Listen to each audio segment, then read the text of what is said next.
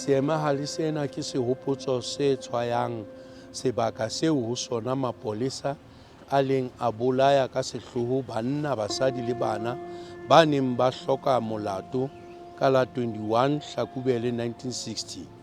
Batho bao ba ne ba tlile ho tla ipelaetsa ka mokgwa wa kgotso kgahlanong le taolo e boima ya dipasa e neng e qobellwa banna le basadi ba batho ba batsho. Boipelaetso e neng e ntse e tswela pele ya matshweletshwele a neng a le kgahlanong le puso ya kgatello. Koduwa eo ile ya tlisa diphetoho tsa bohlokwa nalaneng ya boitseko mona Afrika Borwa. African National Congress le Pan-Africanist Congress di ile tsa thibellwa semmuso, baetapele ba tsona ba kwallwa tjhankaneng, ha ba bang ba ile ba balehela dinaheng tse kantle. Ho rinywa hoo ha batho Sharpeville ho ile ha tiisa boitseko ba tokoloho bo ileng ba qetella bo diile mmuso wa kgethollo le ho retlela le mmuso wa demokrasi ka mora dilemo tse 34. Setsha sena sa bohlokwa sa setjhaba se sireleditswe tlasa molao wa mehlodi ya dihlahiswa tsa setjhaba wa 1999 le hokela la mehlodi ya dihlahiswa la Afrika Borwa la 2002. In English, this memorial marks the site of the indiscriminate killing of innocent men, women and children by the police on 21st March 1960. The victims had to come to protest peacefully against the tyranny of a past system imposed on all black men and women during the apartheid era. The event was organized by the Pan-Africanist Congress in the context of an increasing ongoing mass action program of resistance against apartheid. The tragedy proved to be a dramatic turning point in the history of the struggle in South Africa. The African National Congress and the Pan-Africanist Congress were banned. Their leaders were imprisoned or went into exile. The Sharpeville massacre sparked off a process of struggle for liberation, which was to lead to the fall of the apartheid state and the birth of democracy 34 years later. This site of national significance is protected under the National Heritage Resources Act of 1999, South African Heritage Resources Agency, 2002.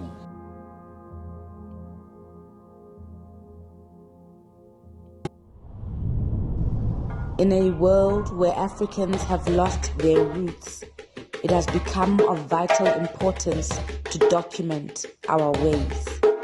In an effort to reverse the brainwashing of the past, where we were made to believe our ways are demonic, we are pressed to create dignified and respectful platforms to unpack our spiritual ways.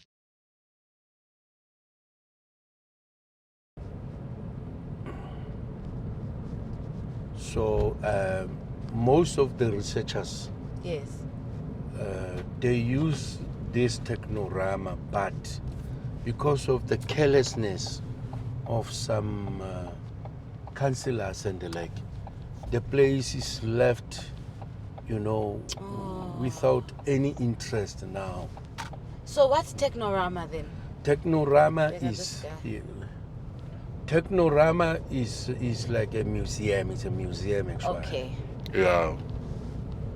It's a museum where they were keeping these important things, but not all of them now are there.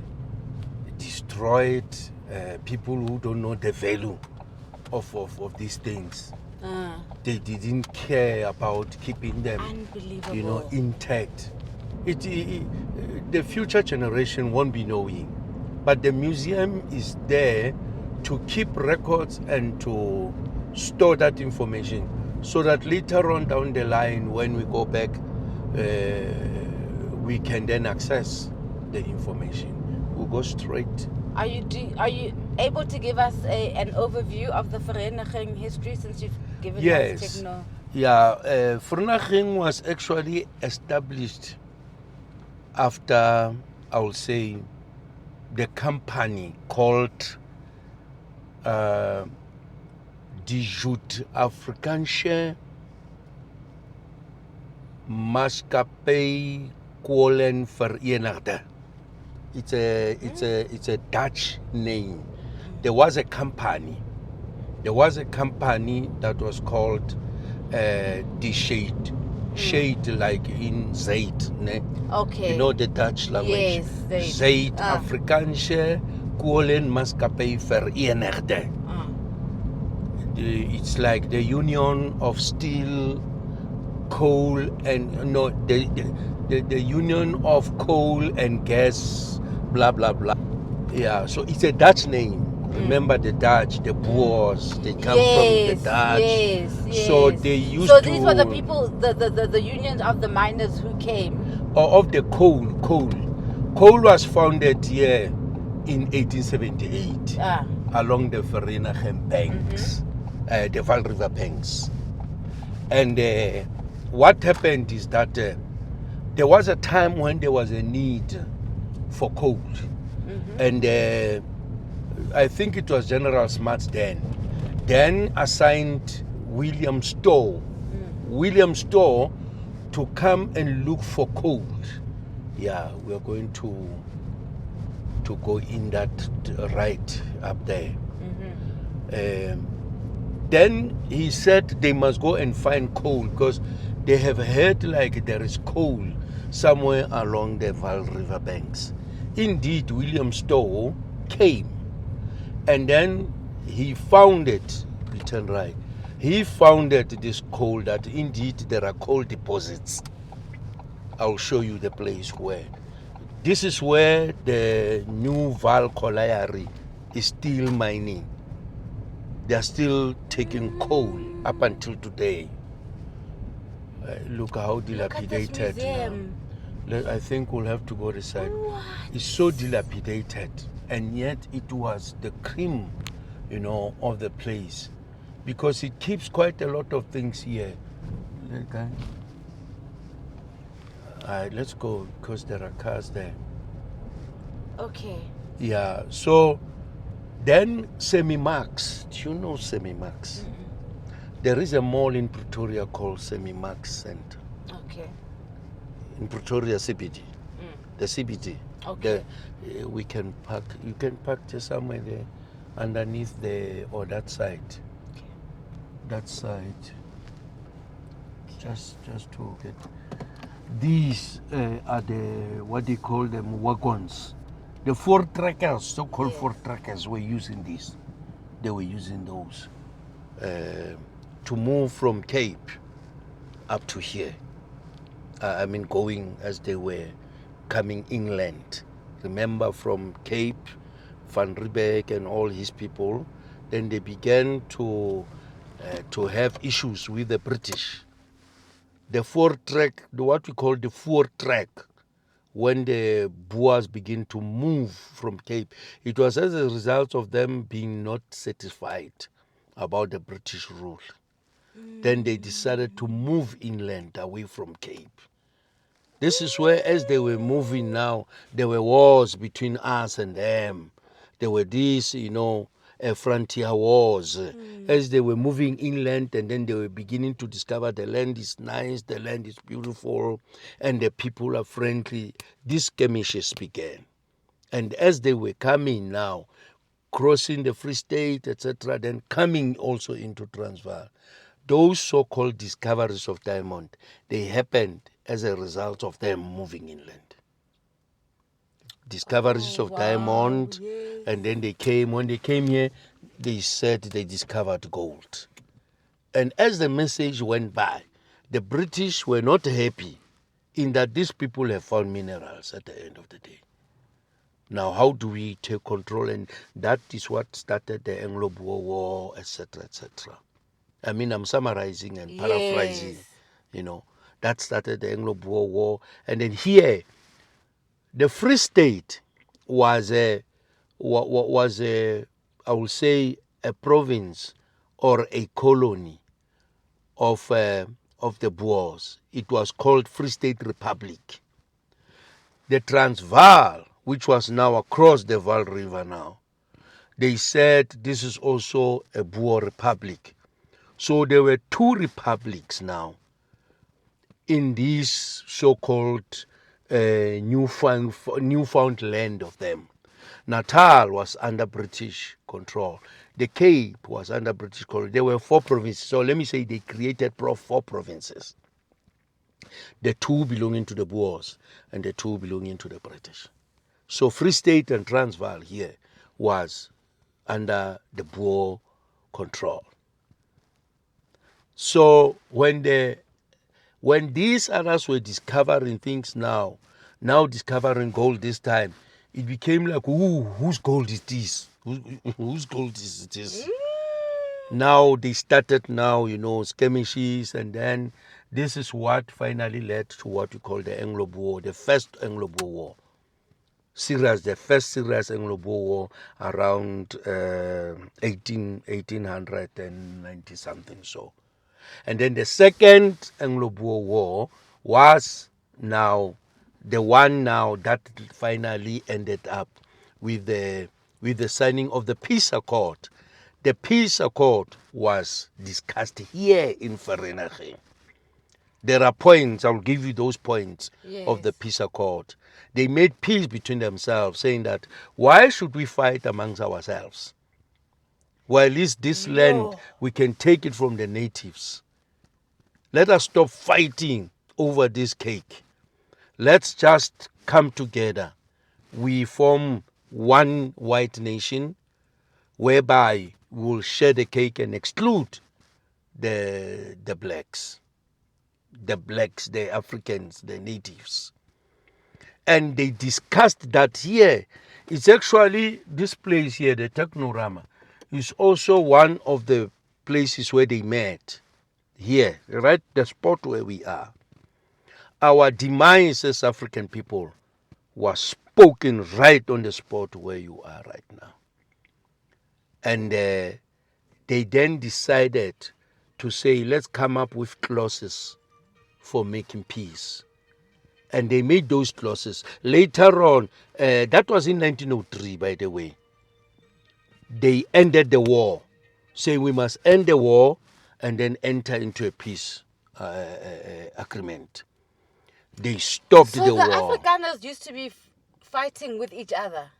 They were fighting the British, the English. Oh. Yes, that is why it was called now I'm saying Anglo. the peace accord. The peace accord was between Afrikaans groups. It was between the Afrikaners and the English. Oh my God, that's what you're saying. That is why it's called Anglo-Boer.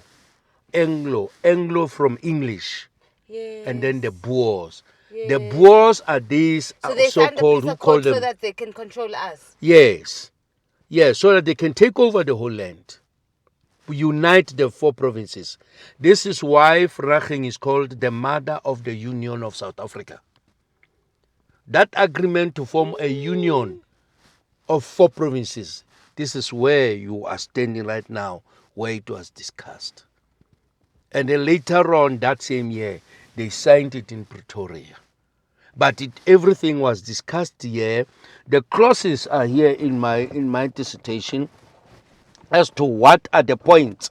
Just like the Freedom Charter, Just like the Freedom Charter. Whoa. They this said... was the White People's Freedom Charter. Exactly. You can call it the White People Freedom Charter. This is where it is, the Peace Treaty, 31 May 1902. Okay? The following is the Vereeniging Treaty. That is how it was called. And then later signed in Pretoria same year. But these are the points. You see, okay, these are the signatories. They are the signatories to that. Davidson, 18th Secretary of the Transvaal, Lord Kitchener of Khartoum, blah, blah. Lord Milner, High Commissioner. Okay, then the British government and this. And then we come to the Boers. This represented the English. And then we come now to the Boers and this, Orange Free State, they are these ones, and so on. Louis Botha and Arasberger, and then as well as now. So the beggar forces in the field will forthwith lay down their arms, meaning that those Boers now, they were calling them beggar burger forces. And then they will lay down their forces, their arms, blah, blah, blah, blah, etc., and then submit to this agreement. And then the beggars in the field outside the limit of the Transvaal, because there were beggars all over, you see. They were there, some were there, you know, but in a faction, Yes. okay. So these So were there were stemming also from the- tribes. There were also small tribes. Yes, we can put it that way. Because I think they Okay. always say that we were small tribes. Exactly. So now, Yeah. there were also small tribes. Exactly, according to how they were affiliating with their interests. Remember, they were not a nation. The Boers, so-called Afrikaners, the word Afrikaner is a stolen name Yes. because there is no white Afrikaner. Afrikaners are black people. Okay. We are the word Afrikaner comes from African. It's a Dutch name for African. So, because they were telling themselves that they are not going anywhere, they will then call themselves Afrikaners. They were Dutch speaking, some of them were Portuguese, some of them were Germans, you know.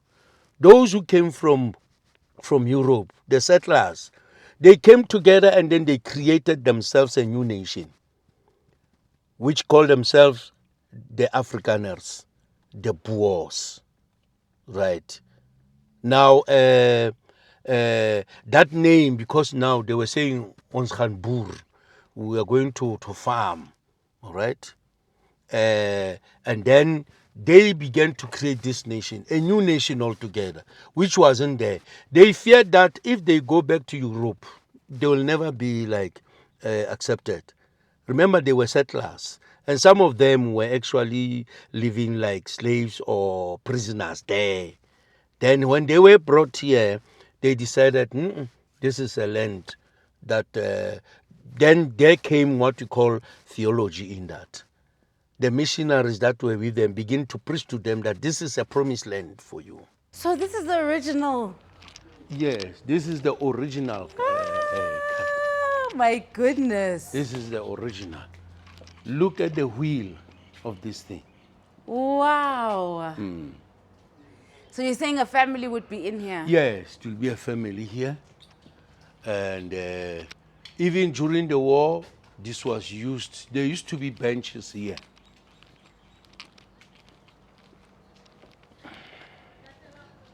This is what they used. Then the drawing animals, either the cattle, the bulls, or the horses. But mainly it was the cattle.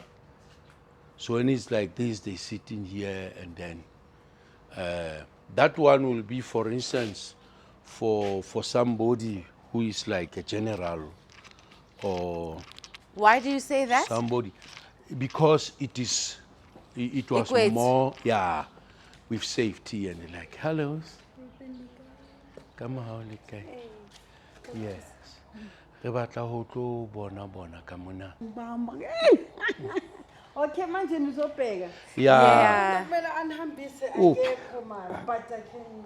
Please You can show do us. your part. Oh, you know what? Uma ungasibonisa kakhulu ama archives, ne? Okay. Yeah, funama archives. Ama-archives as documents. Yes, ama archives la. To me now, I used to sit here doing my research. All right. Sekuchinchile manje. This is an archive room. Yes, this Diona is a senjalo. Okay, we're in the archive room now.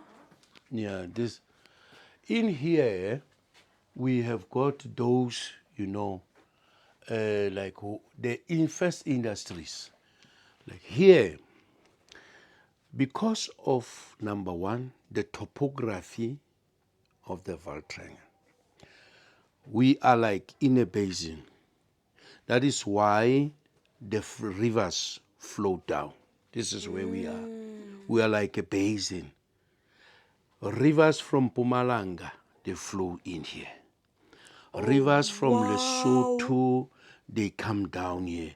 The Velge River, the one that passes Harrismith, etc., into Sterkfontein Dam, and then downstream into Frankfurt, Warden, Frankfurt, into the Val Dam. Then the Val River starts from what you call Brayton in Mpumalanga. There's a town called Brayton. There, it's a small fountain like this, where the Val River starts. What? Yes, it's a small fountain, but they put nice, stones there. The people have put the nice stones, and there is a lapa. Last time I was there was a lapa. You can sit there and connect spiritually. Yeah. As this water is coming down. Frankfurt.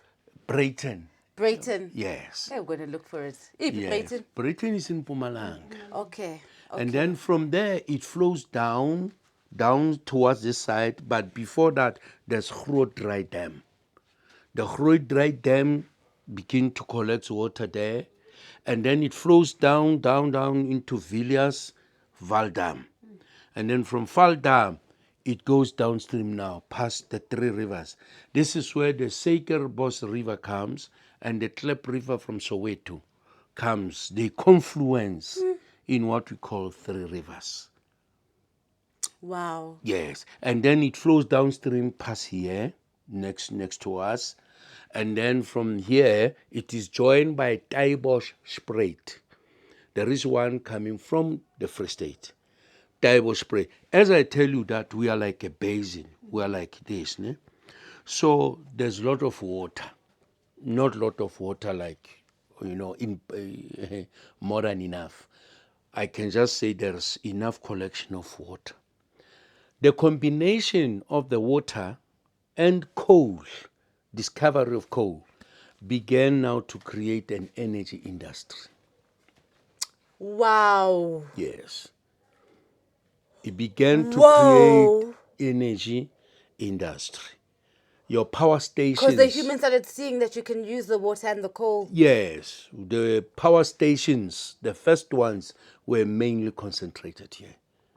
As you go down from here, before you come to Meyerton, there was the biggest in the world, the biggest power station at that time, around 1925, etc.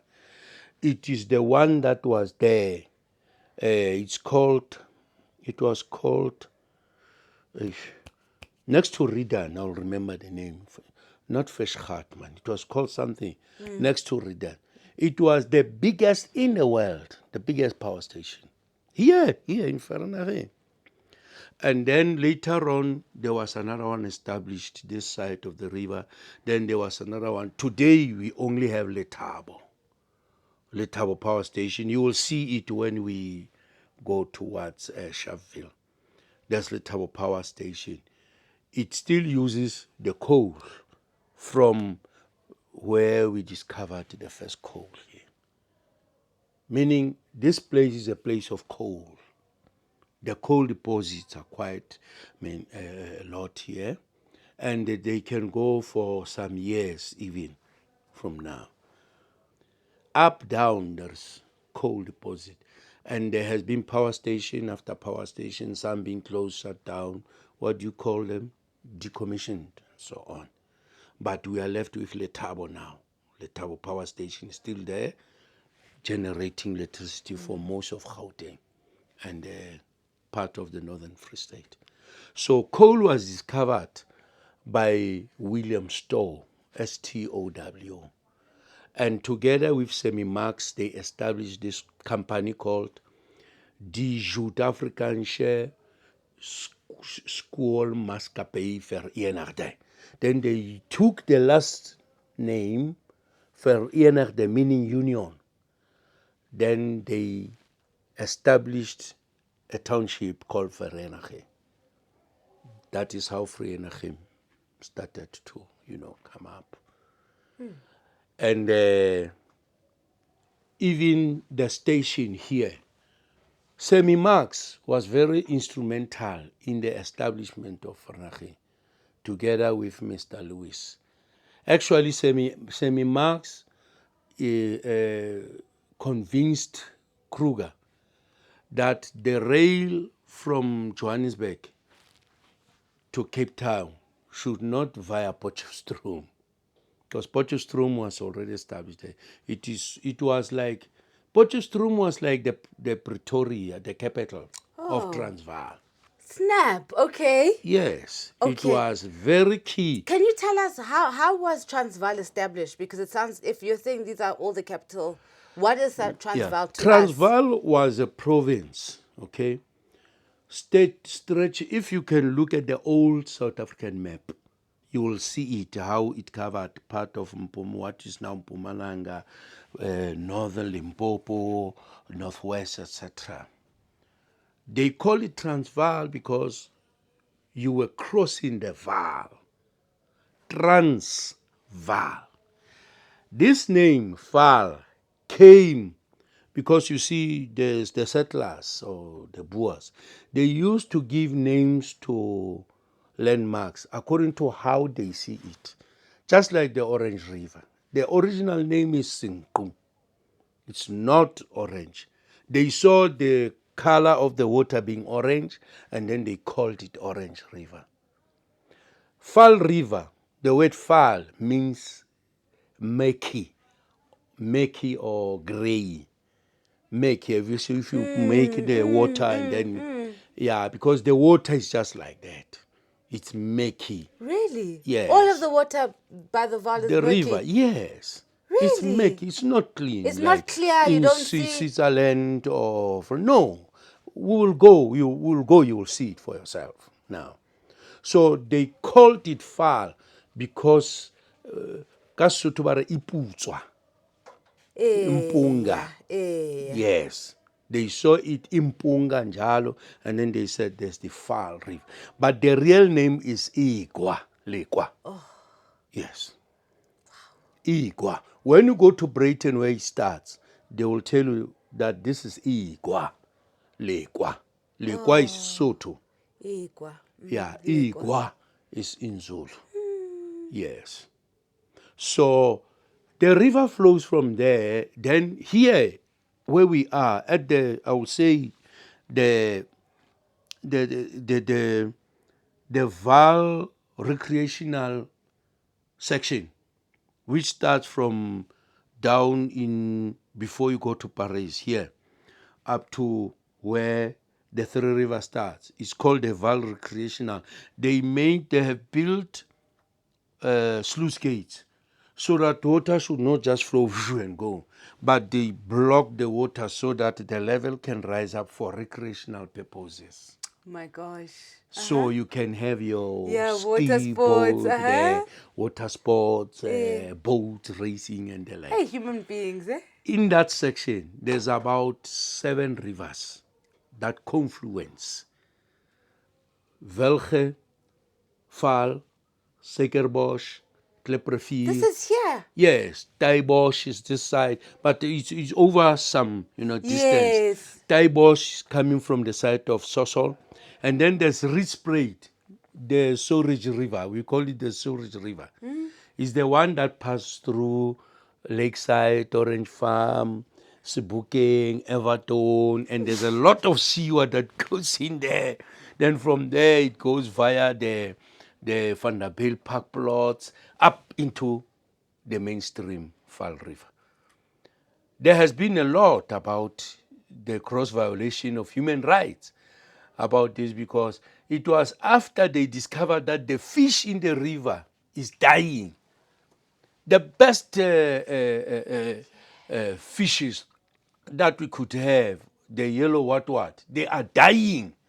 They are dying because of the contamination of this. The lack of service delivery. Lack of service delivery. Sewers are just, flowing into these. Our councillors are not doing their work, and they are leaving the sewers just like that, flowing down.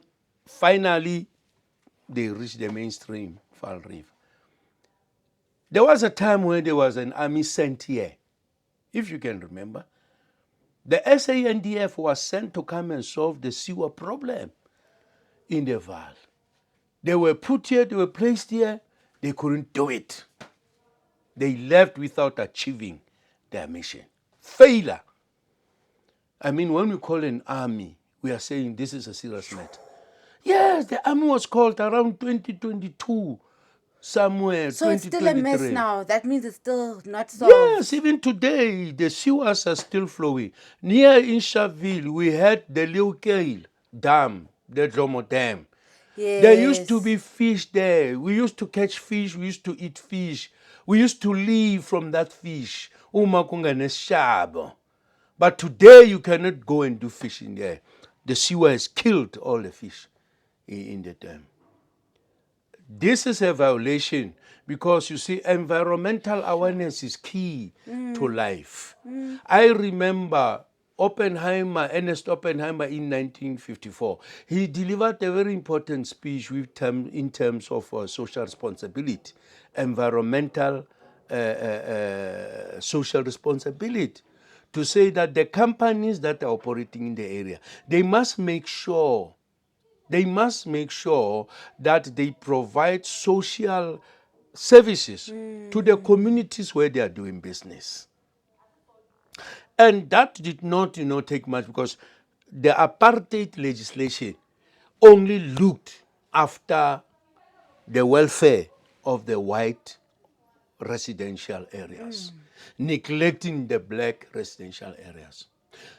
Mr. Van der Bijl, Mr. Van der Bijl, the one who Van der Bijl Park is named after, he was a scientist, a very good scientist. They called him from America to come back to South Africa, to work in South Africa. He was a good planner, he was a strategist. Mr. Van der Bijl, when he came here, he was called because at that time there was a demand for steel. And since we have coal in the area, then we can burn steel, we can manufacture steel from iron ore, turn it into steel. He was called for that purpose. And when he did the planning of this township called Van der Bijl, he made sure that environment is taken into consideration when you develop the area. There were supposed to be trees. The trees, each and every house, there had to be a tree in front of each and every house, even in the streets, along the street, because trees are the lungs of nature, converting, carbon dioxide back into oxygen. He made sure that even the black townships must have or ought to have trees planted. Hence, there was landgoed together with ISCO. Then ISCO stood for Iron and Steel Corporation. This big, massive company that you see, we called it ISCO, Iron and Steel Corporation. But before ISCO was established, there was ASCO, the Union of Steel Corporation. It is the one that has been manufacturing steel, but at a very lower scale, up until Mr. Van der Bijl was called. When Mr. Henry Van der Bijl was called, he then began to establish what we see in Van der Bijl Park. Van der Bijl Park was one of the most well-planned towns. Very well-planned. The streets, everything in the houses. And unfortunately, due to apartheid legislation, black people had to live apart from the whites. But still, their townships were closer to the working place. We don't know whether it was advantageous or disadvantageous. But I believe in his mind, he was saying people should not travel long distances to work. They should just come out of their houses. The next 4 steps you are in effect. Is this where people were forcefully removed from then later? Listen to this one. Okay, right. The 2 townships are Bophelong and Bipatong. They were established around 1952, 54. Yes. One, I think it was 54, another one was 56. Bipatong. You know Bipatong, you have heard about the Bipatong Massacre. Very much. But the first one was Bophelong. These books here, most of them speak about that. Like, for instance, Vereeniging, this here, you see, Vereeniging. Let's see When was books were it? 7 rand. Exactly. When was it written? Here it is, 1968. Wow. Yeah, there it is now. George William Stowe Oh, yes, people were learning discovers about coal, yes. Yes. The township of Vereeniging is proclaimed. Okay, It yes, was you took us proclaimed through a that. town around 1897 somewhere. Yes. The first bridge over the River Val, and then memoirs of war, the Anglo-Boer War, the 1914 revolt and the epidemic. Okay, we still need to get there. Yeah, town. The revolt, I think here, it is the one that caused people to run away from Johannesburg. Aha, here's turmoil at Sharpeville. Okay, so it Turmoil leads at up to there. Sharpeville, yes. Oh, Ghana Sharpeville was 1959. It was the 1960, the massacre. Aha. But the forced removal was in 1959 from top location. Yes. You will just walk. People will just walk from Topville to town. And then what happened?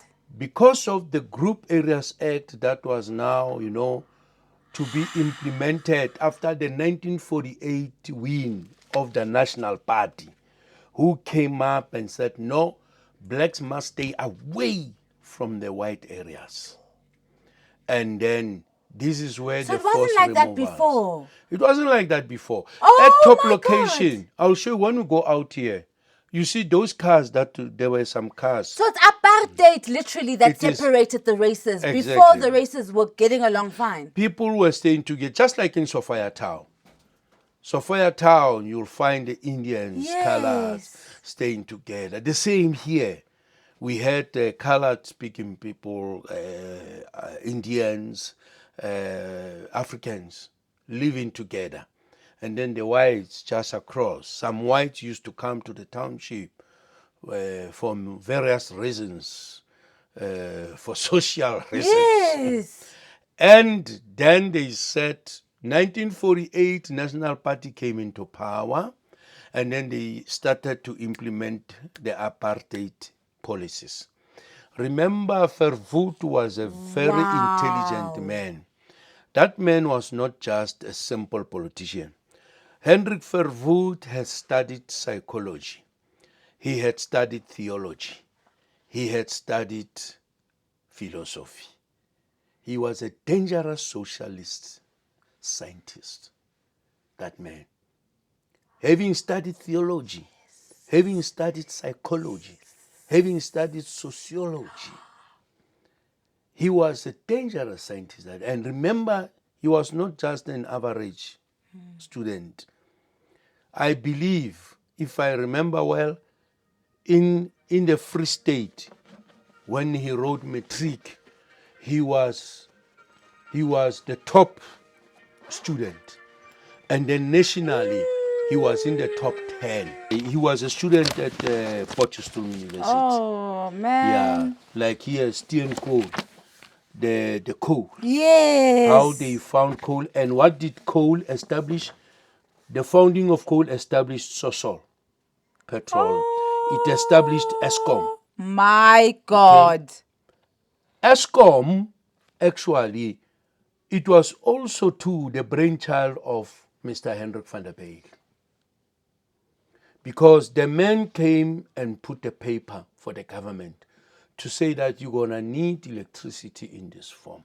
And this place, because it has got coal, you should start here. This is the rich history of the area. Today, when you look at the environment, it's heartbreaking. If I was a mayor of this place, I will go to those companies like Anglo-American to say, invest back to where you got your wealth. The gold mines in Johannesburg, they took their coal from here, and we managed to see the golden, beautiful, glorious Johannesburg today because of the coal that was coming from this area. But when you look at this area, we are saying, no. Somebody's owing us something.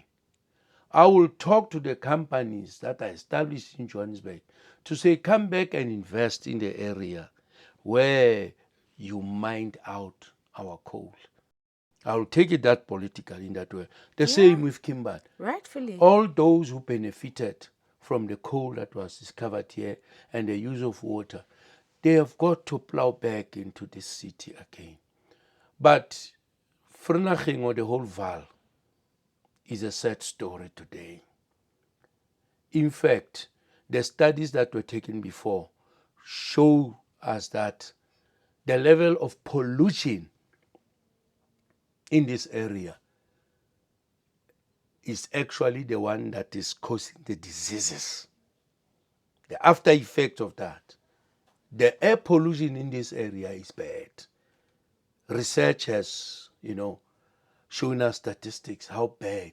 It was even discussed in Parliament some years back, and they made some policies there and put them in the government gazette. They ended in the government gazette.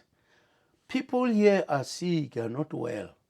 They suffer from mostly lung problems, yes, because of the air pollution. How does the air pollution comes?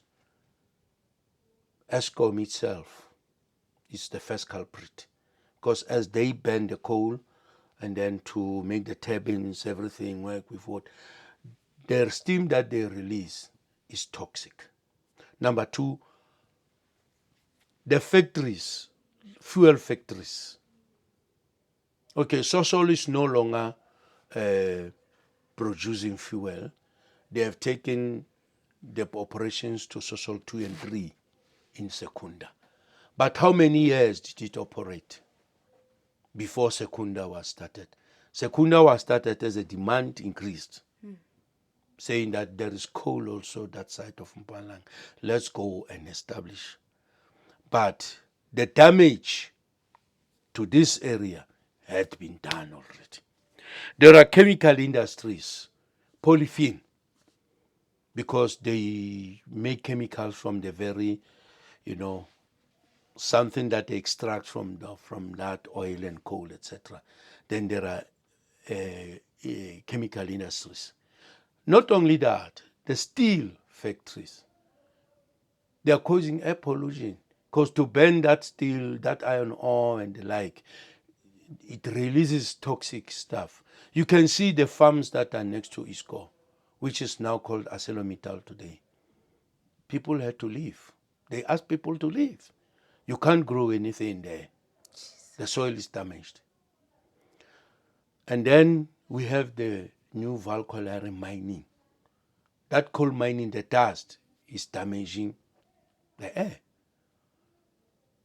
So we are sitting on a catastrophe here, a catastrophic, environment. Yeah.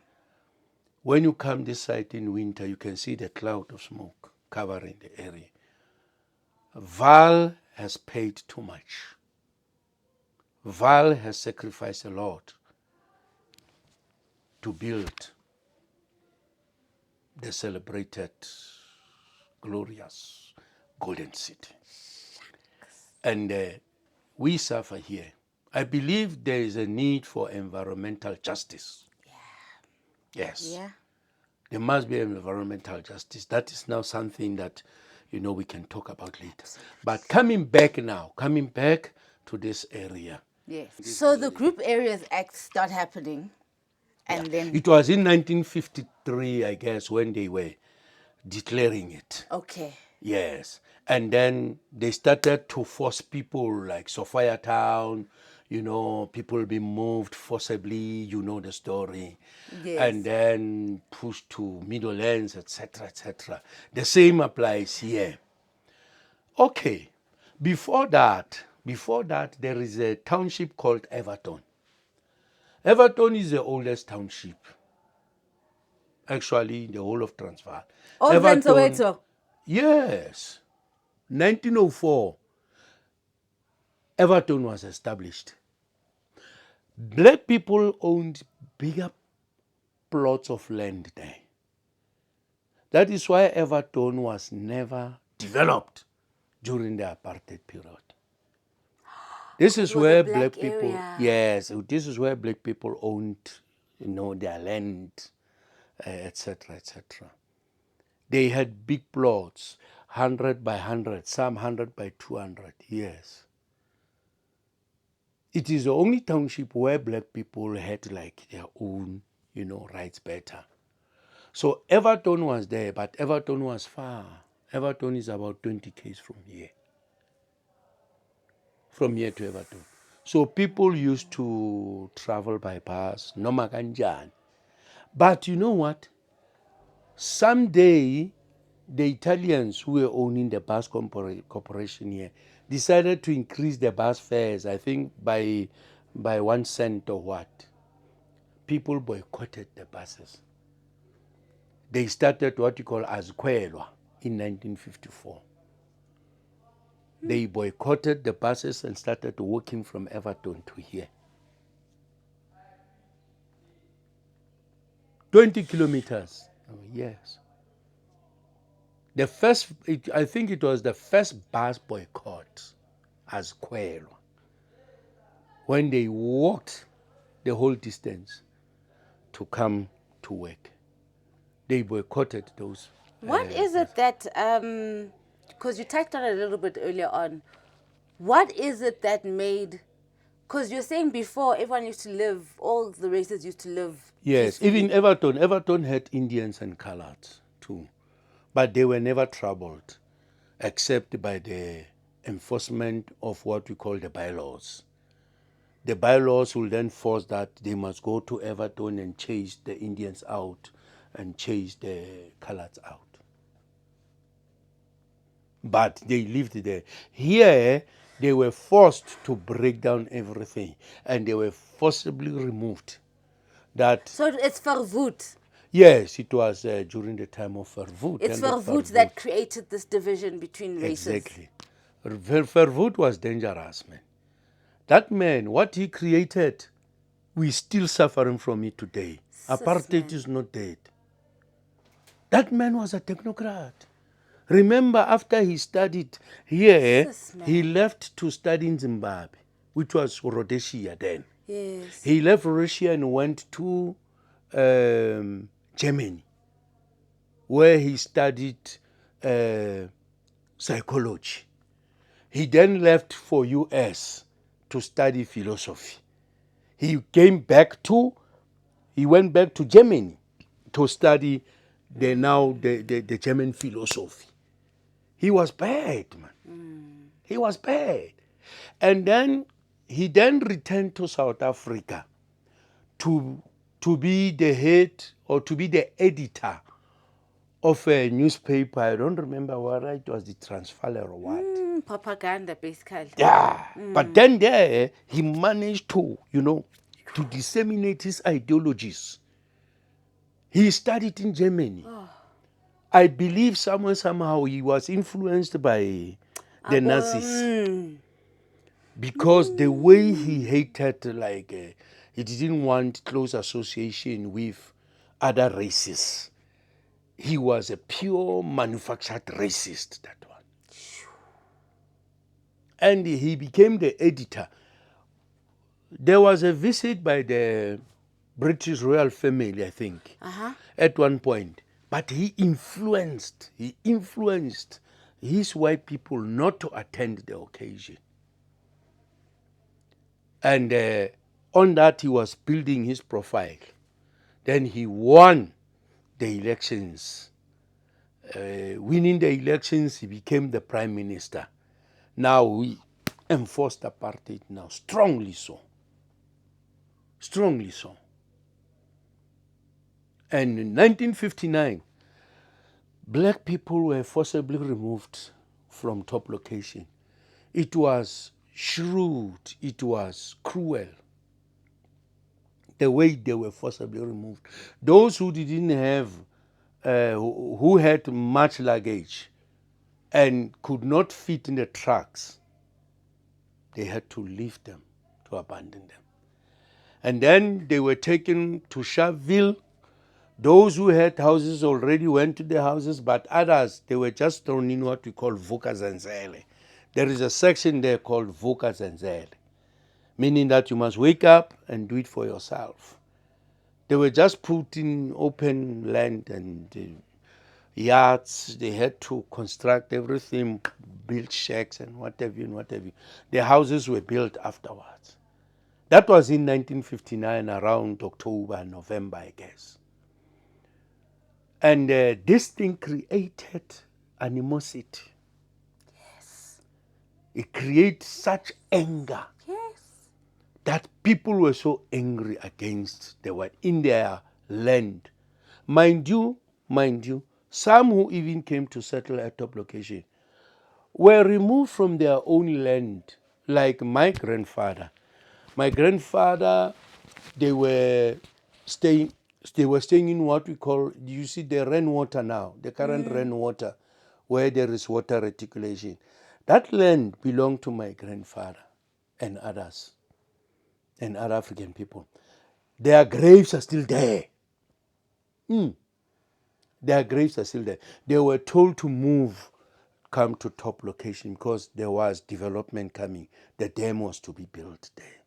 It's fine, it's understood, because it's for the good, common good of all the citizens. But then they were brought here.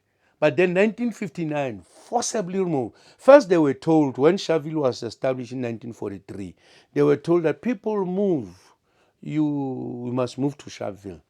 Sharpeville is a name that was coming from the man who was the first white mayor then, Mr. Lily Sharp. Mr. Lily Sharp, he was a kind man as we read. And Mr. Lily Sharp became then the township manager or mayor of the place.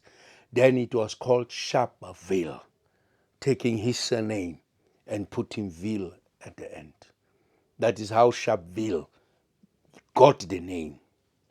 And then people were told that no, those who don't have their own houses, because at top location it was like big stands, then you will have tenants. Okay. Like my family, they were living as tenants in somebody's stand. So those are the ones who left because they were tenants. Abakash. And then they began to move to Sharpeville 1943, 44, and then 48, when National Party took over, most of them started to move in big numbers. But these who were left were those who owned the properties. Most of them, or let me say all those who own properties remained, plus few of the tenants who wanted to like walk to work, and not spend money. Yes. Which adds to the poverty aspect. Yeah. Then came 1960. A lot of things happened in 1960. There was a collapse of the coal mine in the area of Coalbrook somewhere, Glasdane. It was called Glasdane. The mine fell on the people. They have never been exhumed ever since. Yes. About 460 miners, if I'm not mistaken, but it was over 400. To be safe, let me say that. Over 400 miners died and got buried under that mine shaft, coal mine shaft. None of them ever came out ever since. We are still having their bones down there. Yes. That happened at the beginning of 1960. Countrywide, there was some kind of, tension. There was a Pondo revolt in the Eastern Cape. Emakose. Yes, you haven't heard about that? No. 1960, there was a serious Pondo revolt. The Pondos had guns and they revolted against the whites.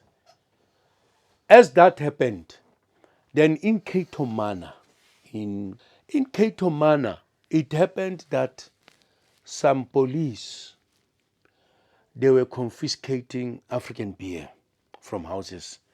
So at some point, they went to this shebeen, and then the lady, the shebeen queen, somehow came out shouting, "Hey, hey!" And as she was crying because they were taking a beer or assaulting her, then people came out.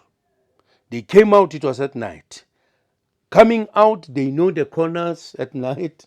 The police don't know. They killed 7 or so of those police. And it became the headlines. And this was at the backdrop of the Pondo revolt. It was as if people are saying enough is enough. And then this is where now also the ANC was making campaigns. Yes. Anti-pass laws, defiance etc. campaign. Defiance campaign Yes. started in the 50s. And then in 1959, Robert Sobukwe pulled out, or either the ANC left the nationalist agenda. Yes. And then he said, no. This is not it. Then he started the PAC. PAC found a fertile ground in Sharpeville, Everton, Bopilo. It found a fertile ground. It found people who were very angry. It found people whose anger reached their bowels.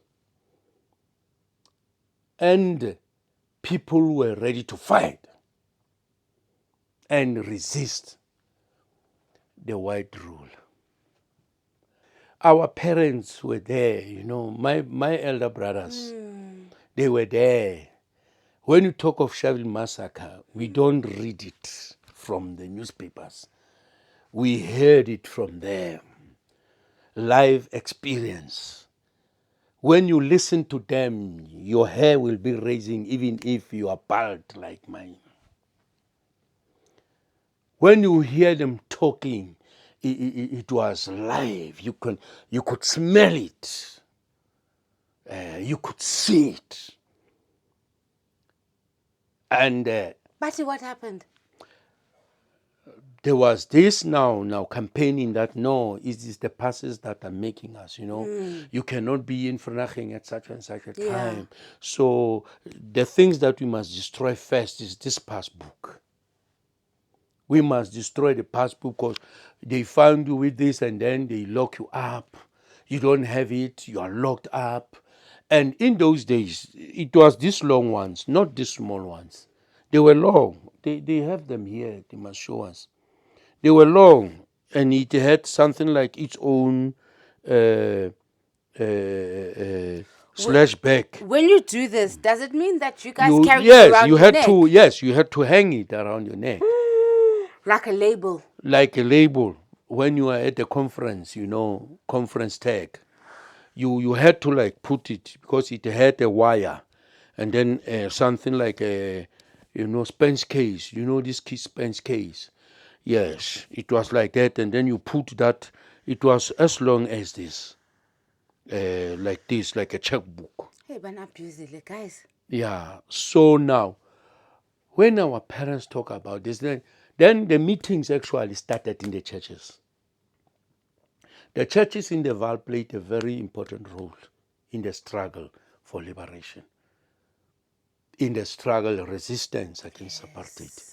In 1960, as well as in 1984, we'll talk about the 1984 Rand boycott, because the Rand boycott started here in 1984. So then people began to talk about in the churches, because this is places where you could gather. Now Sharpeville is like this. Sharpeville, most of the churches are almost in one area. Okay. They are like clustered in one area. So when churches go in, it's like, a big gathering. When churches go out, you understand that? We call it a church route. There is a Fora here, there is a Roman Catholic. Along the same street, there is a 12 Apostles here. Oh, it came later then. But then 3 streets up, there is Engie there. And then when you turn this right, there is a Ethiopian church. Behind the Ethiopian church is the Anglican. And then behind the Anglican is the Methodist. Opposite, there is the Engie church. You'll see them. And then this side, there is a Presbyterian next door. And then it's called a church route. All of them are there. We call them church square. We call it church square or church route. So it is in the churches where people began to cry and pray. Hey, this thing in our own land. Why? People will go to church, they will meet. Church was a place to build social capital. It was a church to know even the different ethnic groups, because the apartheid regime used to divide people according to ethnicity. Zulus this side, etc., etc. But in Sharpeville, it was not the case. You will be mingled. Why? Because the forced removal removed people who were already mingled. Although with the Vukas and Zele, there is a Sotho section, there's a Zulu section, Basotho, etc. Now, as this was building up in the meetings, Bomuruti Maja then at that time, they'll be talking to people and reading the Bible, reading about let my people go, free my people. Contextual theology actually was, but not like formalized. But it was there. Or Moshe went to rescue, to save, to deliver, to set free. People were in bondage. We need our Moseses. There they are, our robots. We must listen to them. All these things began. Then they came to know on such and such a date. PAC came with a date. It is the PAC, it is not the people in Sharpeville. But it is the PAC that said the 21st March, we are not going to work, Monday. We are going to present ourselves to the police stations. In Sharpeville, it started Sunday, as our parents are telling us. Or let me say, not before Sunday, not Sunday, but before Sunday. They used to gather around the Imbahula. Yes, around Imbahula. They will babas Imbahula. This is where they will do storytelling. They will do storytelling in Baula, and then when the call gets finished, then they disperse to their homes. It was a culture. You understand that? It was a culture. They will meet, they will talk around this in Baula, talk stories about Ushaka, Mshweshwe, etc., etc. It was some kind of a social meeting. And then when the call gets, finished, then they will disperse and go to their homes. Now it is in such gatherings where now the message was passing. Second to that, there was Esquereni. It will be a call to say, come to the square. There will be information, dispersed. This and this, then the community will be informed. We didn't have social media, etc. So they used to meet there. This is what our aunties, my brothers, told us, and they will relate this to us, And then Esquereni, it means it's calling everybody. There is a section which is Esquere, not far from the church square. So people will meet there, get information, and then they will disperse. There were no radios to talk straight now here, specifically like community radios. Yes. The radios were these meetings, gatherings where people will come. And then there came the messages now, in the churches also. So churches were also centers of information. And because they are clustered now in one area, it was easy to pass the information, to pass the message as kwelwa. And then Sunday, they started Sunday night to try and block those who were activists from PAC. They started Sunday evening to say, no, there's going to be this, we will be blocking roads over here. Then Monday morning, people woke up to say nobody goes to work. Only those who could manage to sneak out, few, 10, 15 or so. But the rest of the people were all gathering to the police station. You will see the police station there. They were all beginning to gather to the police station. My aunt says there were Saracens that came. As the Saracens came, because the Saracens were the war machines of that time, they look more or less like a Casper, but they were a little bit flat. We used to have one. Yeah, but not a hippo as such, smaller. Those yellow ones. Yellow ones, yes, the yellow ones. Yeah, am I mellow yellow? Oh my God. No, not mellow yellow. Not those ones. There used to be one here, I'll show you. I think I know they the are smaller shorter, they are ones, shorter yes. like this, yes. Then they came, two of them. Then others followed along the Zwane Street. They went to the police station and then they were closed in there. On that day, they say there were planes that were flying, throwing flyers, pamphlets. And then people thought that it was money. And then they only to find that, no, it's the board, the system trying to discourage them. Then as people were gathering like that now, the police station was now, say they are waiting for leaders to come talk to them now. There was something happening in Orlando, same day. The same thing was happening in Bophelong Township. The same thing was happening in Everton, but not to this scale like Sharpeville. Remember, Sharpeville is because of that forced removal of 1959, a year before. That actually caused people, that wound, exactly. Bophelong did gather, people did gather there, Everton, etc. And they say around past 12 and the like. As people now begin to gather more. And there were some who were seated over their houses. I'll show you when we get to the spot. They were on top of the houses there nearby, opposite the police station. And then at a certain time, I don't know whose father is there, but there is an old man who went out to try to say to the crowd, Balegani. Balegani, but because of the noise and the like, because people, were like, trying to come in now to say, it's Bambini, man, lock us in, lock us up. Yes. And at that time, he said, no, move away. This was when now they were starting the Saracens and then getting ready, loading. And then after that old man was like, the other whites came, white police officers. And then as they tried to do something, because of the noise, it's like now people were getting provoked now. And then as they pulled away, the Saracens came out.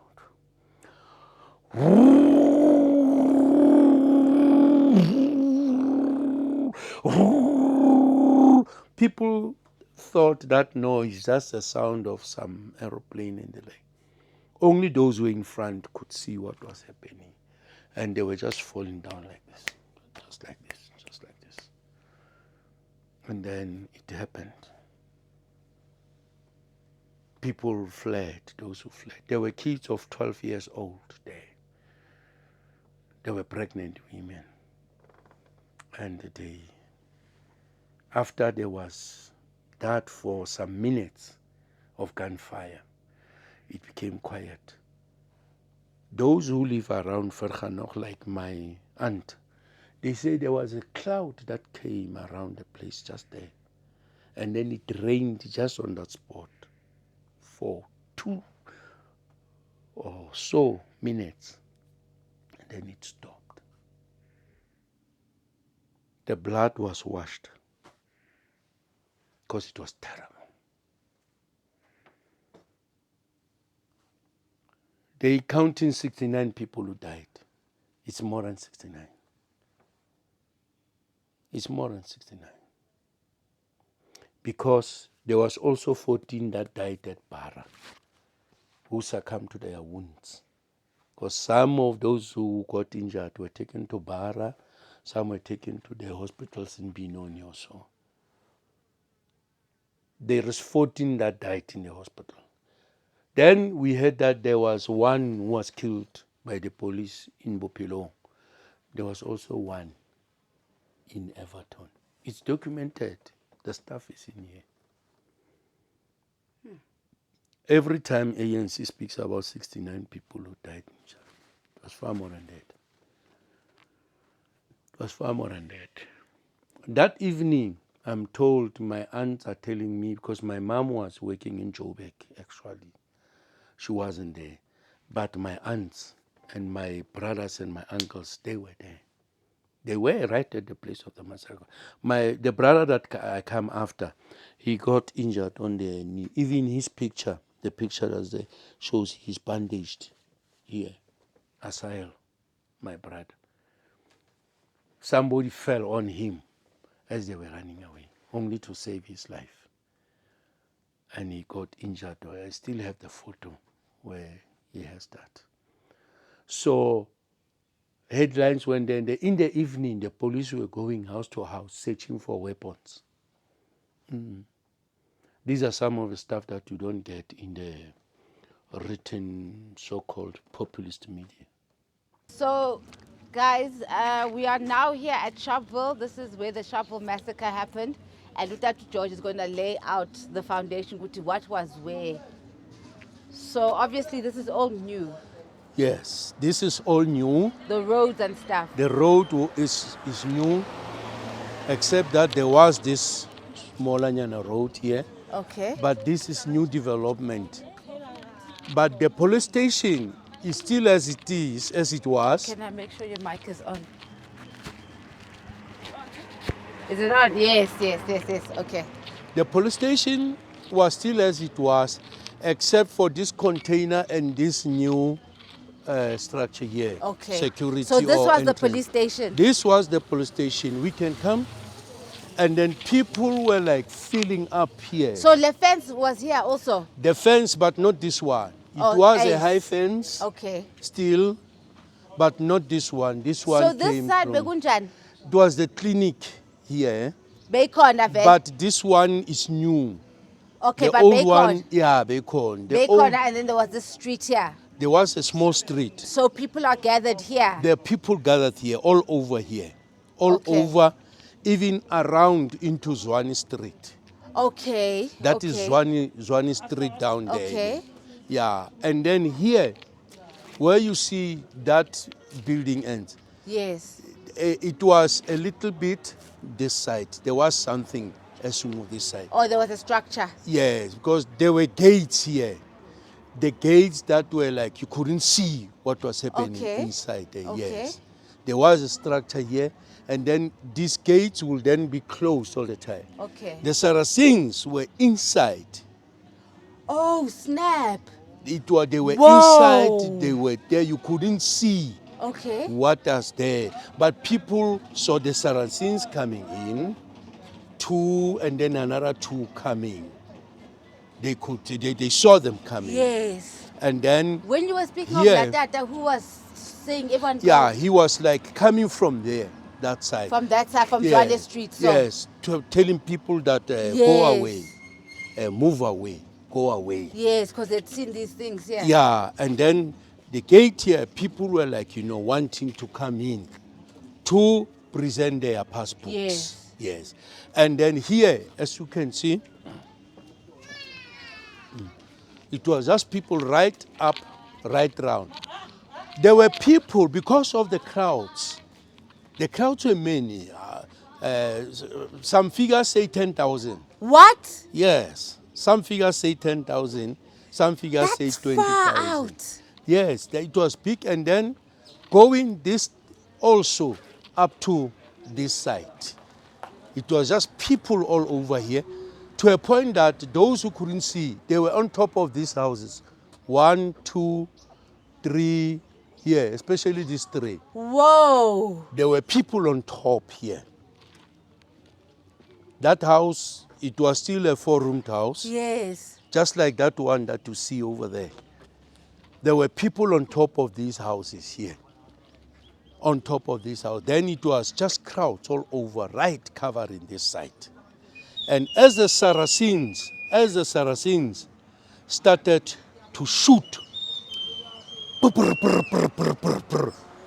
then people began to started to flee here.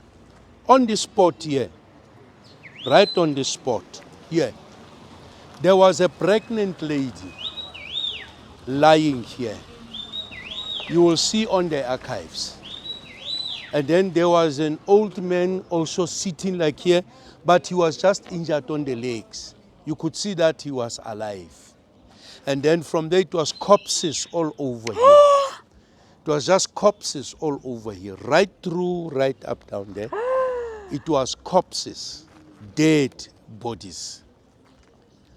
Like I said that the figures talk about 69. Others who died in the hospital, they were not counted for, 14 of them. And then again, I told you that there was also one in Bophelong who was shot at close range, actually. There was another one in Everton. But here, it was just that massacre all over here. And somewhere around this point here, this circle, something like a circle here, that cloud, we are told that that cloud was standing here, and then there was rain that fell, that came down. For that 20 seconds or whatever, I don't remember exactly, but for some minutes or for a minute or so, Yes. it rained, and after that, Yo. that cloud disappeared. The stuff that you don't hear from the Makubani stories and the like. Thank God for what he's done. He's done a very good work to bring Sharpeville on the map. But some things were left out, either by editorial or whatever, we don't know. But when you listen to the people, the victims are still there. Some of the victims are still here. They are still alive, some of them. Yo. I think it's 2 or 3 or left or so. They are still there to can relate the story. They appear in many archives and so on, yes. Yo, next time when we come, maybe we can talk to I will find out. Thank because you. they used to meet. Yeah, so all along here, it was just corpses. Right up to there, up to that. It was just bodies Yo. lying down there. And this is the place, this is the spot here. You see, there was a pregnant woman lying there. Sure. And then in that precinct, you see the ages. People who died. This one was 14, this one was 12, this one was 11. Yo. I think the youngest is either 11 or 12, if I'm not mistaken. Nkosi yami. Yeah. This is the place now of the Sharpeville massacre. Sure. So people were Bonnie. here. All right, my brother? My friend, this. Yeah. Yeah. Sure. So this is where the blood was spilled, eh? Yes, And this it is where the was blood was spilled. And that's straight. churches came to pray over here. People Ah, came. to do cleansings and things. And then to boost somebody's pocket, this thing was created. You know our government. You see those white blocks? Yes. It's names of those Okay. who died in that precinct.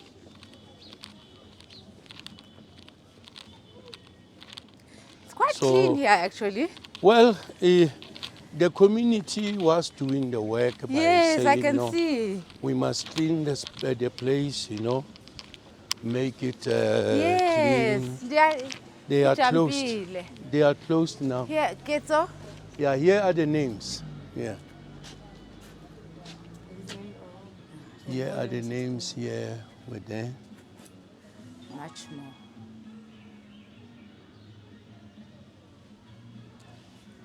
Yo, On the another right is the 69. age, ne? Yo. Yes. 12 years old. Yes, there is a 12-year-old. Yes. James Bessie. David Makoba was 14. Yes. Isaiah Mangala was a baby. Apparently, those who were like that lady Pregnant, who died, yes. she had a baby. That's what I'm saying. I think Uyelo. Yes, yeah. Oh, Maliko Yeah. was unborn. Oh, Unborn, that's right. Meaning that died in the mother womb. oh, Abelung, guys. Yeah, eish. Look at this one. I think he was injured. Yeah, that one was injured. Are you You going to see, show us it's where more than Sobukwe lived 69. also?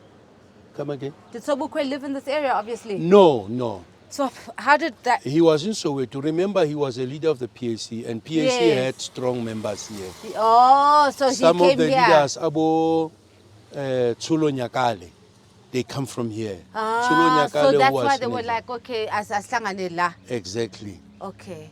The churches, that is the square for churches down there. Oh. Well, as you go out, we'll just pass by Okay. to show you. Okay. They have closed here, otherwise we'll just see those years and names. Those pillars are for the names. There are names written there with the age of the people. So bavula nge-21 kuphela la. No, the place is always open. But I don't know, but maybe they say we must come at certain hours. Previously, it will be open up until Boma 6 o'clock, because there used to be buses of white people coming here. yes. Tourists from America, from all over, Yeah, they will be been coming here. So we can read the epitaph here. Oh, yeah. These are the names in there on those posts here. Okay. Yeah, Balega Wiki is always there in the top. Oh, it's alphabetical order. Alphabetical order, that's yes. right. Bruh.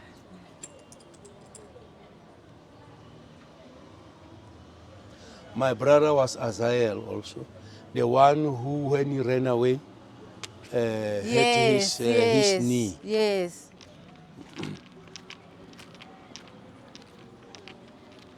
So this just here, the epitaph that was put forth. Seemahali sena ke sehopotso se tshwayang sebaka seo ho sona mapolesa a leng a bolaya ka sehloho banna, basadi le bana ba neng ba hloka molato ka la 21 Hlakubele 1960. Batho bao ba ne ba tlile ho tla ipelaetsa ka mokgwa wa kgotso kgahlanong le taolo e boima ya dipasa e neng e qobellwa banna le basadi ba batho ba batsho. Boipelaetso e neng e ntse e tswela pele ya matshweletshwele a neng a le kgahlanong le puso ya kgatello. Koduwa eo ile ya tlisa diphetoho tsa bohlokwa nalaneng ya boitseko mona Afrika Borwa. African National Congress le Pan-Africanist Congress di ile tsa thibellwa semmuso. Baetapele ba tsona ba kwallwa tjhankaneng, ha ba bang ba ile ba balehela dinaheng tse kantle. Ho rinywa hoo ha batho Sharpeville ho ile ha tiisa boitseko ba tokoloho bo buileng ba qetella bo diile mmuso wa kgethollo le ho retlela le mmuso wa demokrasi ka mora dilemo tse 34. Setsha sena sa bohlokwa sa setjhaba se sireleditswe tlasa molao wa mehlodi ya dihlahiswa tsa setjhaba wa 1999 le hokela la mehlodi ya dihlahiswa la Afrika Borwa la 2002. In English, this memorial marks the site of the indiscriminate killing of innocent men, women and children by the police on 21st March 1960.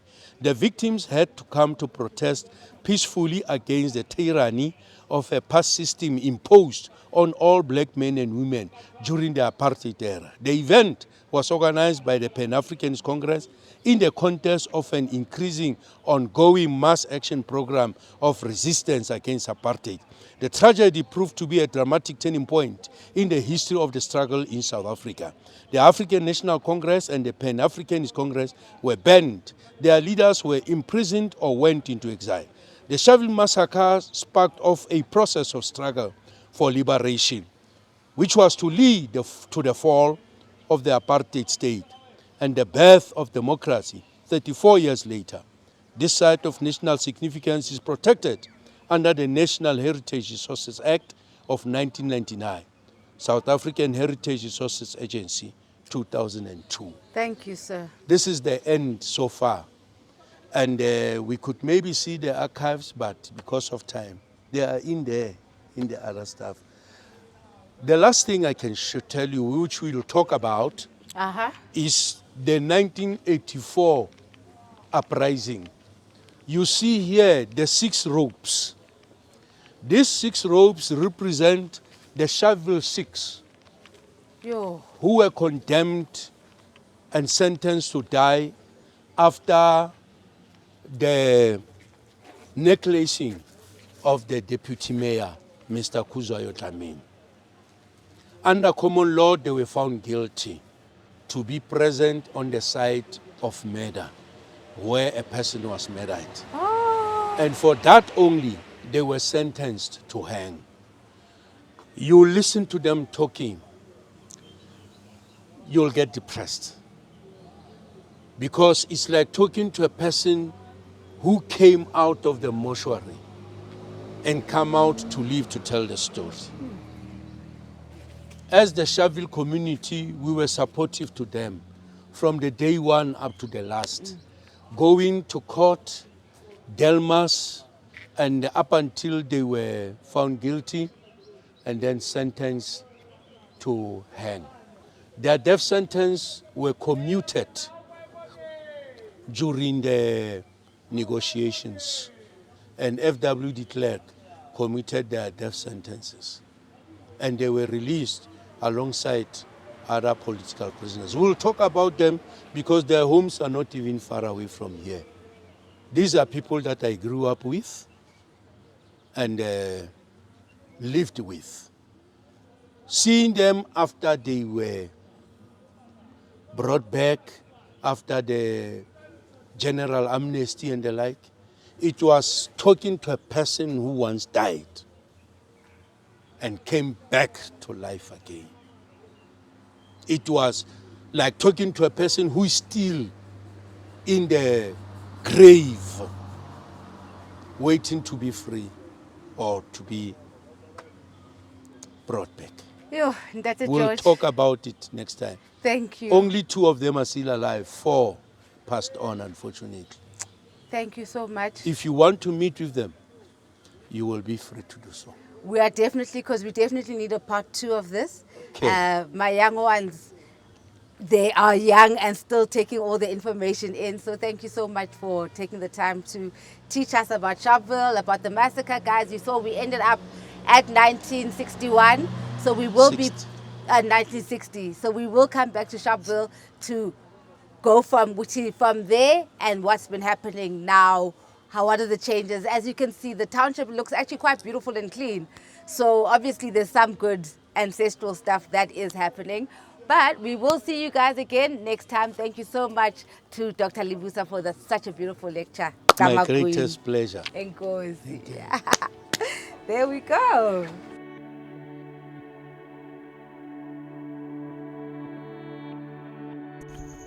Who are you when all you were has been diluted by lies and white lines cancelling out all that which has been written of your history? Why do you look at yourself as a mystery? Doesn't the sun shine because you open your eyes? Doesn't the moon stay situated within the same stars your DNA sparkles off? Your spirit knows that surely corner into e off. Buza umoya so you may return to being well off. Because spiritually you are rich, yet your ancestors cry because you are out of reach. But yours is to command all elements while God takes inspiration from the very mirror she looked at to become.